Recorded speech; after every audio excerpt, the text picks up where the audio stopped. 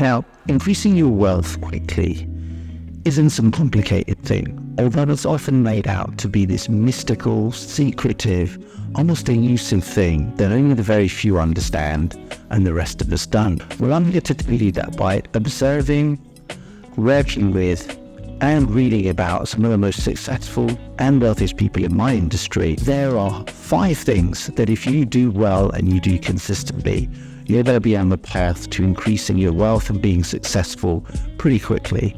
So here goes. Number 1, define your specific financial goals. Now, when you ask most people, do you want to be wealthy? Of course, most people say, yes, of course I want to be wealthy.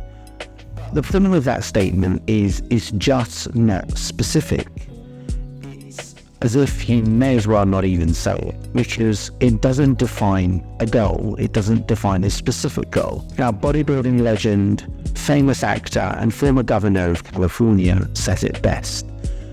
You need to have a very specific vision. The first rule of success is to have a vision. You see, if you don't have a vision of where you go, and if you don't have a goal where you go, you drift around and you never end up anywhere. Goal of where you want to get to. Otherwise, you're just a ship at sea with no captain that really just drifts around and doesn't really get anywhere. So for example, suppose your specific financial goal is to double your income, your current income, within the next 12 months. So automatically, you've defined a very specific goal. And from there, what you can do is start to put in an action plan.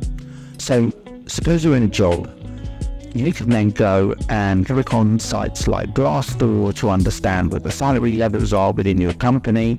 Go and speak to your HR department to understand salary bandings for your company, and do general research online by looking at sites about your industry and what they pay, recruitment websites, and even speak to people within your organization.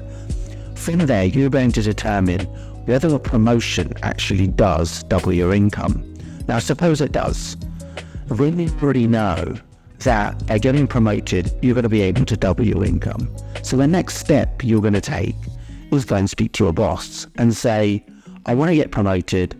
What do I need to be doing within my current role today to be able to do that? And they'll probably tell you, well, here are your skills and experience. Here's what you do well. But here are gaps in your skills and experience. Fantastic. Then you know exactly what you need to be filling, and we can put an action plan in place with your boss to support to get you there. Now, suppose you determine, well, for the very observant amongst you, some of you may be saying, but what if you find out that you can't actually double your income within the next 12 months in your current role? What do you do then? Well, that's where you may find out that actually you may need to leave your current employer to go and do that. So find another job, either in the same industry, and go and start doing the interview process. Or maybe you need to leave your industry entirely and actually need to an upskill so that you've got the skills and experience to really take you into a role that does double your income within the next 12 months. It is possible. What about those people who say, but I really love my job, I don't want to leave it?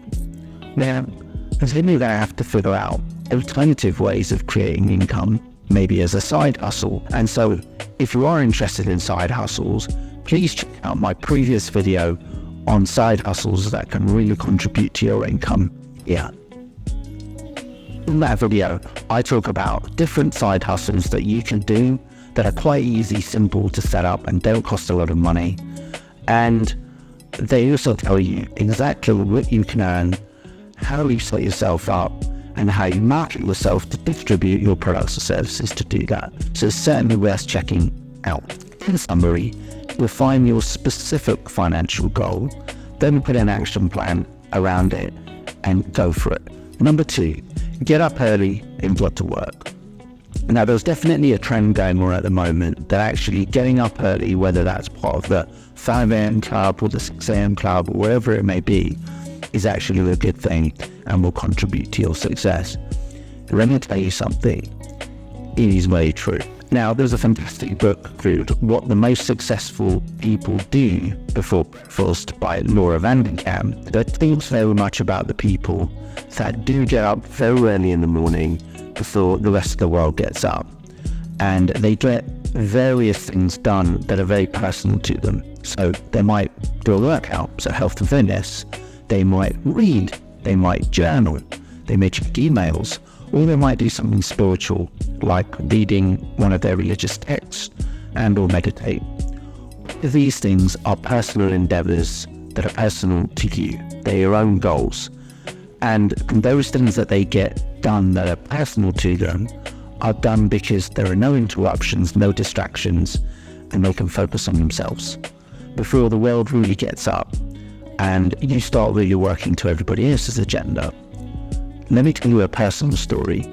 This works for me. I usually get up between 5 and 5:30 a.m. before my wife and kids are up. And for example, as I'm filming this video, it is 5:20 in the morning and I'm doing something very personal to me by becoming an aspiring YouTuber. But I have to do it before everybody else is up, because once my family's up, I'm doing other things. Now, these endeavors that are personal to you, that help contribute towards your personal goals, also released a neurochemical in your brain called dopamine. And dopamine is a neurochemical that really helps increase your mood, give you pleasure, and ultimately contribute to positive energy that carries you through for the rest of the day. Number 3, only compare yourself to your yesterday's self. Oh my goodness, this is such an important one. We as human beings compare ourselves to other people all the time. You'll see it in people, whether they compare their looks to other people, maybe how wealthy they are, what they have and don't have, how they are as human beings, whatever it may be. It is a pre-programmed human characteristic that enables us in a good way to actually try and make sense of the world. Because if you think about it, take fruit, take an apple and an orange. If you compare those two pieces of fruit, yes, they're fruit. Yes, they contribute nutrients to you, but they're different colors. They taste different and they're used for different things. So being able to compare between two almost similar but different things is an important human characteristic that we all have within ourselves. The problem is, and in my opinion, it's one of the most destructive forces if we're trying to develop and better ourselves. I mean, today's social media contributes to this enormously. Just take Instagram. Anybody on Instagram today knows that they're scrolling through their phone and you're often looking at pictures of people you know that have been on some amazing holiday, that are looking in amazing shape, that are doing amazing things, whatever it may be, and you don't really feel positive per se about it. You're often thinking about yourself, well, why can't I do that? Why am I not on that amazing beach holiday? Why don't I look that great? And so automatically you're comparing yourself to people because it's pre-programmed, but you're doing it in a very negative way. But here's a great hack I figured out. As you're unable to turn off that comparison pre-programming that you've got built within you, well, turn it on its head. Compare to yourself of a year ago, of 5 years ago, of 10 years ago. When I do that, I actually look back and I think about how much I've grown personally, professionally, and spiritually. When you do that, if you're not 100% happy about how you've grown over the last couple of years, well, then you know you need to do something. You need to take some action, and you need to start developing yourself in ways that when you do look back in 12 months' time, you're going to feel good. You're going to feel like you've progressed. And I promise you that if you compare yourself to your yesterday self, you're really going to contribute to your own success. Number 4, understand and leverage the power of compounding. Now, Albert Einstein, who was most famous for, of course, special and general relativity, once famously said that compounding is the 8th wonder of the world. And no wonder. In business and in finance, compounding is such a powerful force that it's made people like Warren Buffett, Jeff Bezos, and Stephen Schwarzman of Blackstone some of the most wealthiest people in the entire world. By way of a specific example, think about this for a moment. Say you earn $30,000 per year and you're able to save 10% of that, that's $3,000 a year, every year. Then all you do is you leave it in a bank account that doesn't pay you any interest. So $3,000 a year saved for the next 40 years would contribute to $120,000 a year. Not an insignificant sum. Now, imagine if you did that by using the power of compounding, and that $3,000 was put in an investment that, say, paid 9% per annum. Well, all of a sudden you can see that by just saving the same amount, that $3,000 every year for the next 40 years, the amount you end up with at the end is far in excess of the $120,000 if you had done nothing. And that's the power of compounding. You earn returns on your returns every single year that you do it. So that's why understanding and leveraging the power of compounding is such an important thing to learn and to implement to contribute to your success. Number 5, take risks, but protect the downside.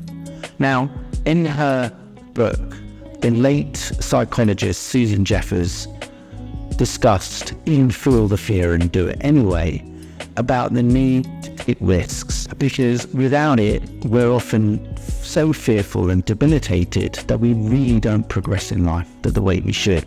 And those are things like being afraid of public speaking, being afraid of asserting yourself in certain situations, making decisions, dating. And the book really provides excellent tools and insights in how, despite fear, the fact that that fear may never go away, you can still take actions that move you forward. And I'll add a little twist on this, because whilst Susan Jeffers talks about taking risks, I also say while you're doing that, just protect the downside a little bit, because there may be times where you take risks and it doesn't come off, you're not successful, and that can really nap your confidence. So you want to put in place measures that mitigate against that.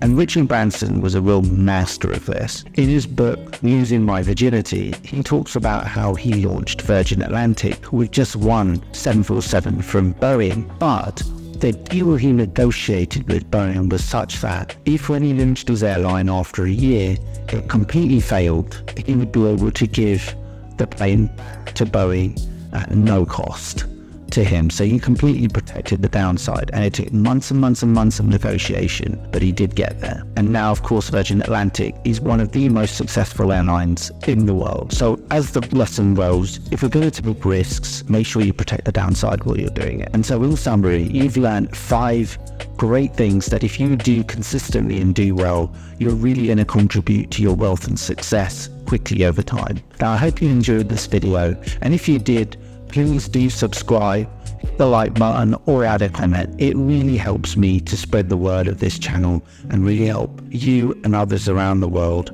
really increase your chances of being successful in life.